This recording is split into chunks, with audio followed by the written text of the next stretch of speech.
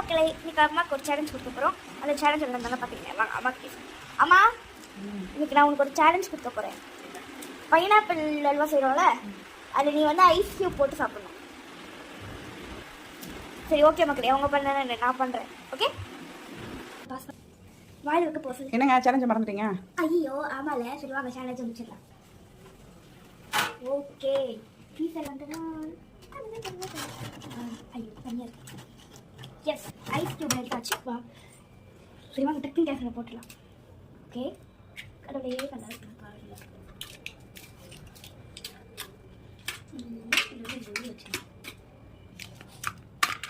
Okay நம்மளுக்கு நல்லா சூடாக இருக்கிற கேசரியை நம்ம குளி குளின்னு மாற்றுது.